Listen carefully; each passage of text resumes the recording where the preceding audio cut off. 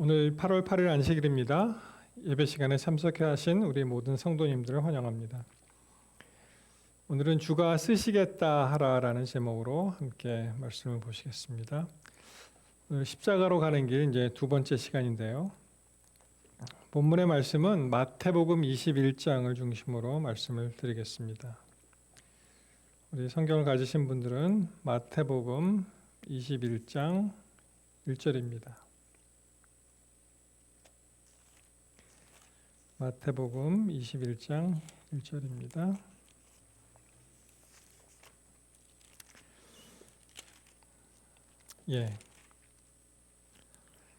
저희가 예루살렘에 가까이 와서 감람산 벳바게에 이르렀을 때 예수께서 두 제자를 보내십니다. 그 메인 나귀 새끼 그 이야기 아시죠? 그 장면입니다.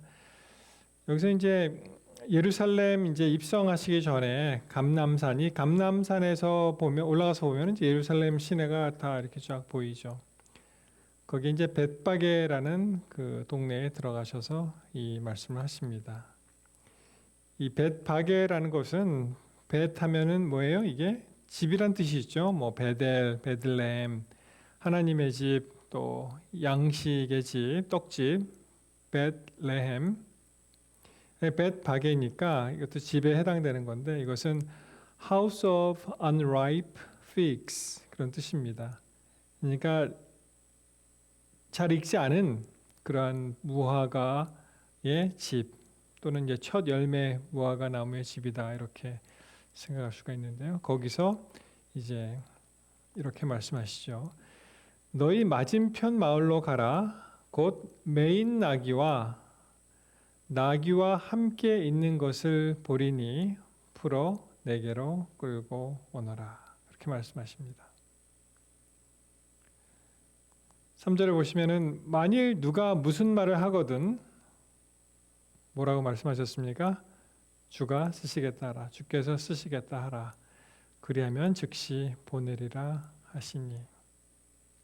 어떻게 보면 이제 절도에 해당되는 거죠. 그 멀쩡히 남의 그 소유물 나귀가 있는데 그것을 매여 있는 나귀니까 막 풀을 거 아니에요. 막 풀고 있으면은 그거 뭐 하시오? 그러면은 우리 주님이 쓰시겠다고 합니다. 그러면 즉시 보낸다고 이렇게 말씀하셨어요. 이 매였다라는 그 단어를 보시면 메인 나귀 이것이 이제 데오라는 단어를 썼습니다. 헬라어로 보시면 이 데오 이것이 이제 보시면 tie 묶여 있다, bind 묶는다 또는 imprisoned 투옥되었다, prisoner 감옥에 있는 사람들. 그래서 이 데오라는 매여 있다는 그런 그 단어가 의미하는 것은 그 다음에 이 restrict 제한이 있죠. 매여 있으니까 자유롭지 않으니까. 그런데 이것이 중요하다. Put under authority. 그래서 어떤 권위 아래 있다는 것입니다. 권위 아래 있다는 것을 의미를 합니다. 자, 로마서 7장 2절을 보시면 그 말씀이 있죠. 물론 이 말씀은 그 율법과 그리스도의 그 사랑 그런 상관관계를 설명하실 때 하신 말씀인데 로마서 7장 2절에 남편이 있는 여인이 그 남편 생전에는 법으로 그에게 매인 바 되었다. 그래서 여기서 이 매인 바 되었다는 것이 이 남편의 권위 아래 있다는 것입니다. 그렇죠? 그러나 이제 그리스도의 그 죽음으로 말미암아 우리가 어떻게 됐습니까? 그 율법으로부터 이제 자유롭게 되죠. 그래서 그런 이제 말씀하실 때 그리스도를 중심으로 이제 생각해 보았을 때 그리스도의 그 사역, 그분이 하신 일, 그리고 십자가에서 돌아가심으로 우리에게 그 죄에서 해방되는 그런 이제 말씀하시면서 여기에도 그 사람이 남편이 살아 있으면은 그와 어떠한 결혼 관계를 통해서 계속 매여 있는 거잖아요. 어떻게 보면은 구속받는 것입니다. 그러나 항상 이 구속받는 것이 그런 부정적인 뜻만은 아닙니다. 그렇죠? 우리가 잘 아시는 대로 여러 번 말씀드렸습니다만 어떻게 됩니까? 물고기는 가장 자유롭고 안전할 때는 물속에 있는 것입니다. 그가 물의 구속으로부터 해방되어서 이 공기 중에 나오는 즉시 물고기는 살 수가 없고요. 그다음에 이 기찻길도 마찬가지죠. 자주 사용하는 그런 예화 중에 하나가 기차가 가장 안전한 그때에는 바로 기찻길 위에서 그가 있을 때가 가장 안전합니다. 나는 이 싫어, 기찻길이 싫어. 그리고 거기서 이탈하는 순간 탈선이 되어서 기차는 더 이상 오도 가도 못하는 그런 신세가 되죠.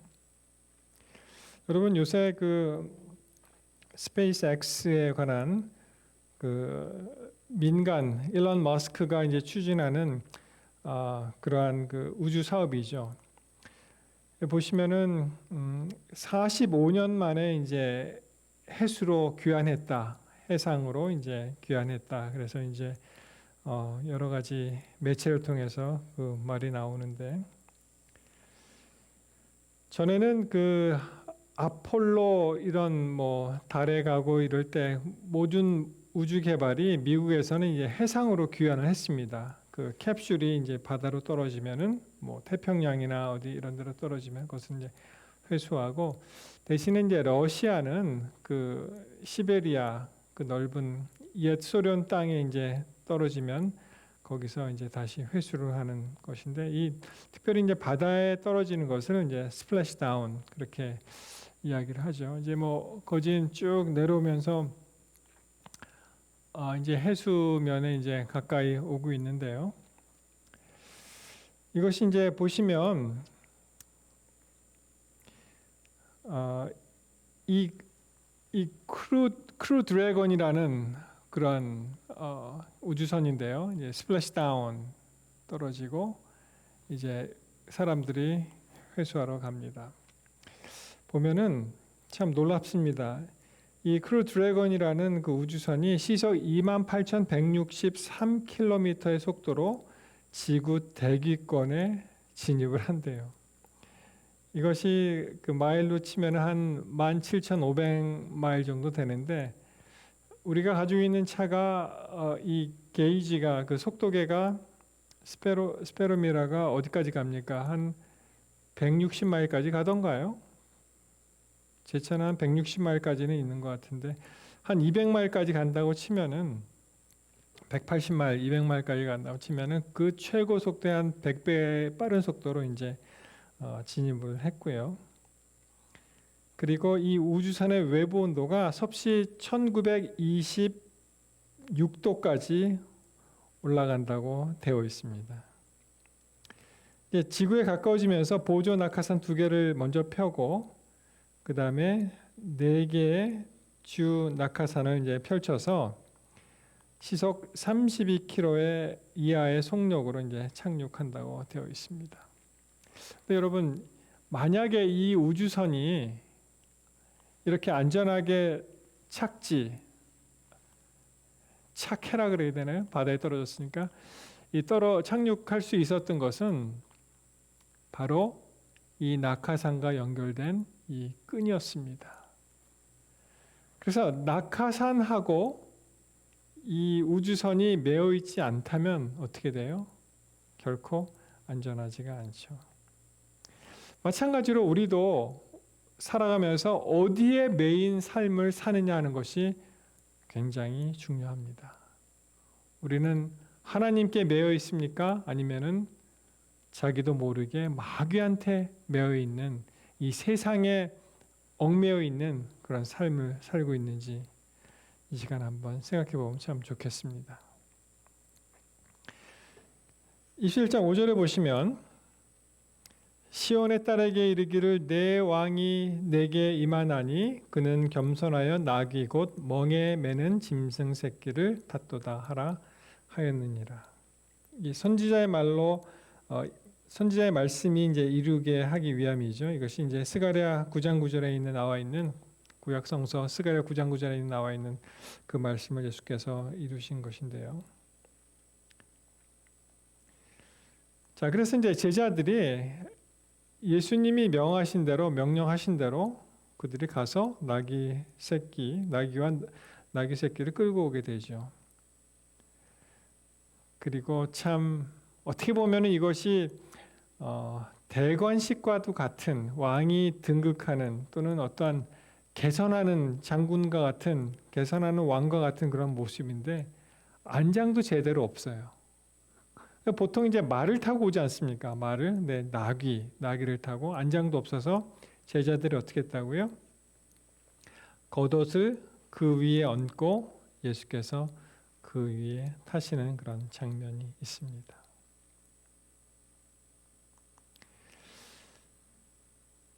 무리의 대부분은 그 겉옷을 길에 펴며 다른 이는 나뭇가지를 베어 길에 펴고. 뭐라고 얘기합니까? 9절에 앞에서 가고 뒤에서 따르는 무리가 소리질러 가로되 호산나 다윗의 자손이여 찬송하리로다. 주의 이름으로 오시는 이여 가장 높은 곳에서 호산나 하더라. 자, 여기 우리가 잘 아시는 그 말씀 호산나에 관한 이야기가 여기 나와 있죠. 이 호산나라는 단어는 이 말의 뜻은 우리를 지금 구원해 달라는 그런 말입니다. Save us, please. 그래서 이것이 그 찬양의 어떠한 그 외침이죠. Exclamation of praise. 그래서 이제 호산나를 외치는데 특별히 중요한 것은 이것은 그 통치권을 암시를 합니다. 우리를 구원하소서 하는 것은 그분을 어떻게 해요? 우리를 통치하시는 사람이라는 것을 암시를 합니다.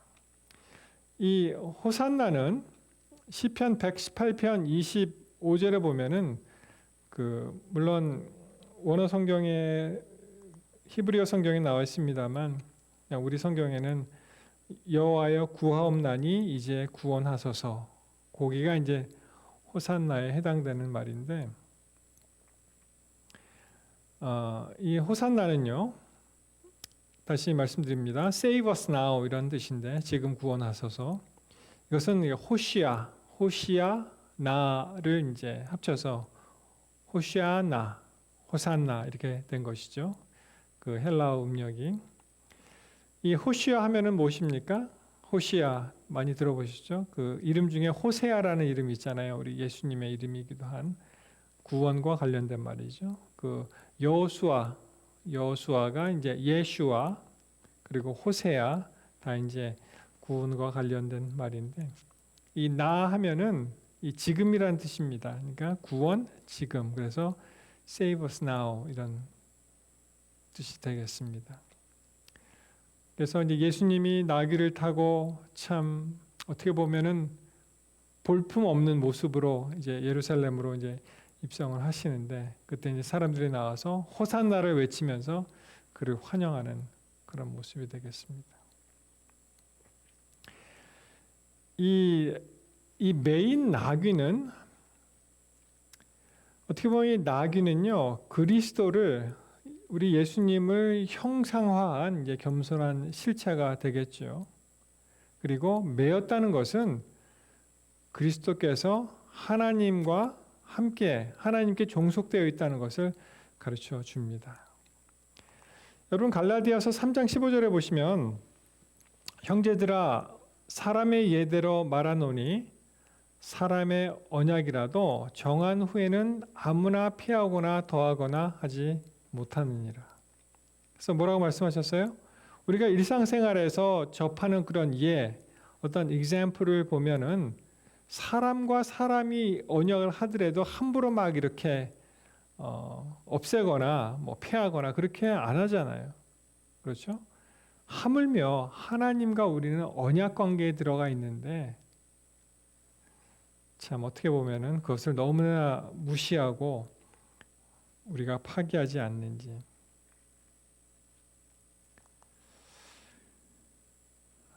우리 한국 전쟁이 1953년에 이제 휴전 협정으로 이제 일단은 끝이 나게 되죠.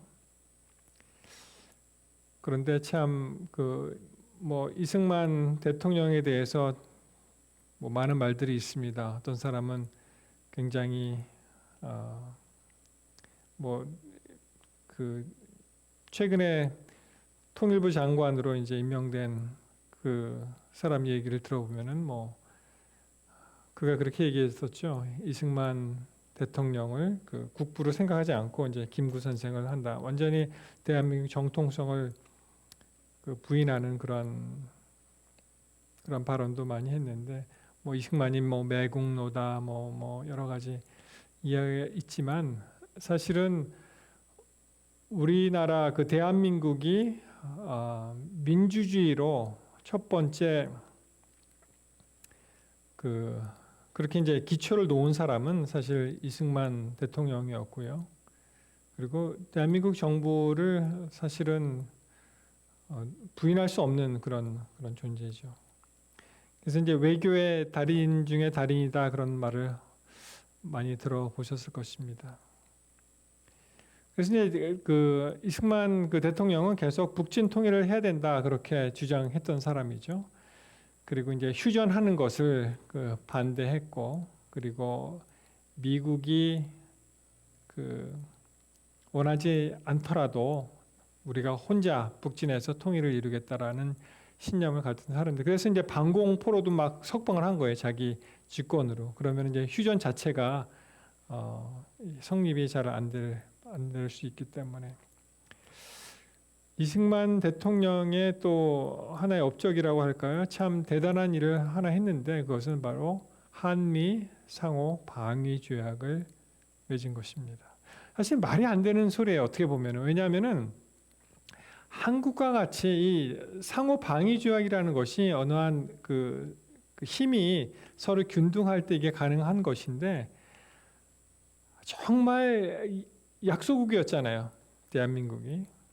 그 나라와 당시에 세계에서 가장 부강한 나라가 서로 상호 방위 조약을 맺는다는 것.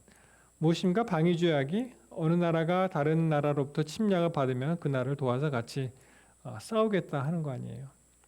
그래서 아직까지 북한에서도 또는 중국에서도 우리 대한민국을 그렇게 쉽사리 못 보는 이유 중에 하나가 상호 방위 조약 때문에 그렇습니다.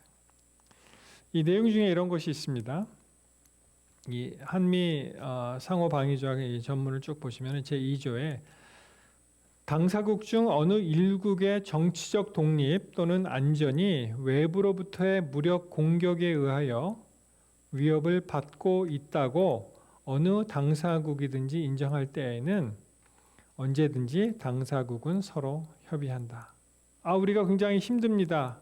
이 외침이 있습니다. 있을 것 같습니다. 하면은 이제 서로 협의를 하고, 당사국은 단독적으로나 공동으로나 자조와 상호 방위 원조에 의하여 무력 공격을 저지하기 위한 적절한 수단을 지속하며 강화시킬 것이며, 본 조약을 실행하고 그 목적을 추진할 적절한 조치를 협의와 합의하에 취할 것이다. 그래서 이 조항 때문에 사실은 우리가 아직까지 그 대한민국이 건재할 수 있었던 이유 중에 하나입니다. 근데 여러분, 이 상호 방위 조약이 기한이 언제 끝나는지 아십니까? 언제까지입니까, 이것이? 이 조약은요, 무기한입니다. 무기한. 6조로 보시면 본 조약은 무기한으로 유효하다 이렇게 되어 있습니다. 무기한이라는 거예요. 그러니까 this treaty shall remain in force indefinitely. indefinitely. 정해진 그런 게 없어요. 그냥 무기한으로 가는 것인데 이 조약이 깨질 수가 있습니다. 어떻게 하면 깨지냐면은 어느 당사국이든지 타 당사국에 통보한 후, 그러니까 미국도 한국에 이제 우리 그만해요라고 통보하거나 한국이 미국한테 우리는 이제 필요 없습니다 하고 통보한 후에 1년이 지나면 1년 후에 본 조약은 종지시킬 수 있다. 그렇게 되어 있습니다. 그래서 마지막에 이 문건이 싫어서 마음에 안 들어서 이 뒤에 서 있는 그 이승만 대통령이 끝까지 반대하다가 뭐 하는 수 없이 그냥 했다는 그런 이야기가 있는데요. 하여튼 이러한 언약은 이렇게 중요하고 또 함부로 그렇게 깰 수가 없습니다. 그렇죠? 자, 우리가 하나님과의 언약 관계로 들어간다는 것을 어떻게 알 수 있냐면은 사실 우리 말 중에 십계명이라는 그런 익숙한 단어가 있지 않습니까? 이 십계명이라는 것은 달리 표현하면은 언약의 말씀입니다. 십계명이 언약의 말씀 곧 십계라고 되어 있습니다. 출애굽기 34장 28절을 보시면 모세가 여호와와 함께 40일 40야를 거기 있으면서 떡도 먹지 아니하였고 물도 마시지 아니하였으며 여호와께서는 언약의 말씀 곧 십계를 그 판들에 기록하셨더라. 그러니까 뭡니까? 이 십계명이라는 것이 언약의 말씀이에요. 언약의 말씀. 그러니까 언약은 약속이잖아요. 한쪽에서 일방적으로 하는 것이 아니고 서로 같이 하는 것입니다. 그래서 하나님께서 우리에게 말씀하시는 것을 우리는 다 그것을 이제 지키고 하나님은 무엇을 약속하실 것입니까? 그럴 때에 내가 너의 하나님이 되시겠다는 것을 말씀하십니다. 너의 하나님이 되겠다. 우리의 하나님이 되시겠다는 것을 언약하신 거예요. 깰 수가 없습니다. 자, 마태복음 21장 10절에 가시면 예수께서 예루살렘에 들어가시니 온 성이 소동하여 가로되 이는 누구냐 하거늘. 그렇지 않겠습니까? 고해했던 그 동네에서 갑자기 왁작지껄하고 사람들이 나와서 호산나를 외치고 또 어떤 이는 나귀를 타고 들어가고 사람들이 겉옷을 벗어서 그 길을 마치 카페트같이 이제 깔아주고 종려 가지를 흔들고 그 가지를 땅에 두고 할 때 Who is this? 저 사람 누구야? 라고 얘기할 수 있습니다. 여러분 이때 대답이 어떻게 나오는지 아십니까? 물론 이 말씀은 참 여러 번 봤지만 11절에 보시면 무리가 가로되 갈릴리 나사렛에서 나온 누구라? 선지자 예수라 하니라. 저는 이 선지자라는 단어가 오늘 굉장히 크게 들어왔습니다. 그들이 예수님을 결코 메시아로 생각하지 못했던 것입니다. 선지자예요, 선지자. 하나님께서 필요할 때마다 보내신 선지자. 어떨 때는 선지자 말을 안 듣고 막 때리고 뭐 구박하고 막 그런 적도 있었잖아요. 그렇죠? 그렇게 이제 사람들이 생각했다는 것은 참 안타까운 일이 아닐 수 없습니다. 왜냐하면은 여러분 마태복음 21장에서 그 사람들이 그 무리들이 그렇게 환호하고 예수님에게 호산나를 외치며 우리를 구원해 달라고 그렇게 외쳤던 그 사람들이 나중에 곧 얼마 있지 않아서 예수님이 십자가에 못 박히게 되었을 때 뭐라고 얘기합니까? 그를 십자가에 못 박으라 라고 외친 사람들이 바로 이 무리였다는 것입니다. 사랑하는 성도 여러분, 우리는 예수님과의 관계를 어떻게 정립하고 살아가십니까? 그저 좋은 말씀을 하는 도덕 선생으로 생각하십니까? 아니면 하도 많이 들어서 그냥 어렴풋한 우리의 구원자 예수를 생각을 하십니까? 아니죠. 확실하게 예수님은 하나님의 아들이시고 또 우리를 구원하실 구원자 예수, 메시아 예수라는 것을 우리가 잊어서는 안 될 것입니다. 사랑하는 성도 여러분, 그리스도는 한 번 그가 정한 그 길을 예비되었던 그 길을 어떻게 계속 갈 수 있었을까요? 좌로나 우로나 치우침이 없이 그대로 자기가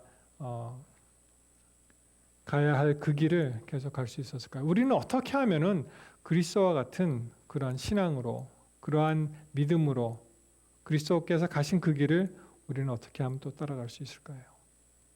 첫 번째는 그리스도 예수는 하나님과 끊임없이 교류하고 교제하였다는 사실입니다. 그리스도는 하나님께 매여 있던 사람이에요.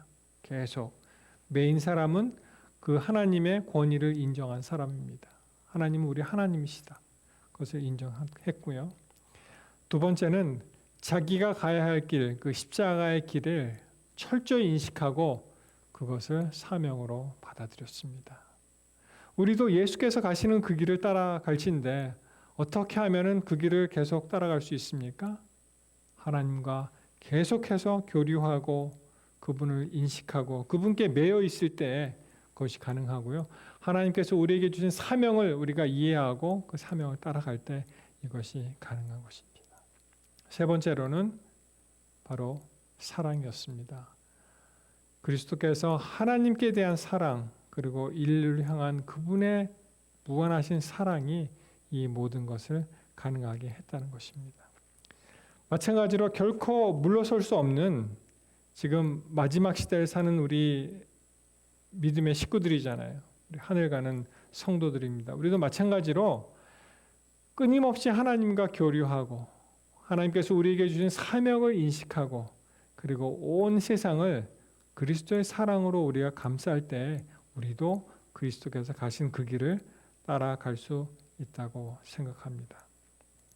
사랑하는 성도 여러분, 이러한 것을 기억하시면서 하나님께서 우리에게 주신 그 사명을 이 시간 다시 한번 기억하시고 또 하나님께 매일매일 붙잡는 하나님을 붙드는 그런 삶을 살게 기도하시고 그리고 하나님의 사랑이 우리를 강권하심으로 우리도 끝까지 승리하는 믿음의 식구가 되시기를 이 시간 간절히 기도합니다. 함께 기도하시겠습니다.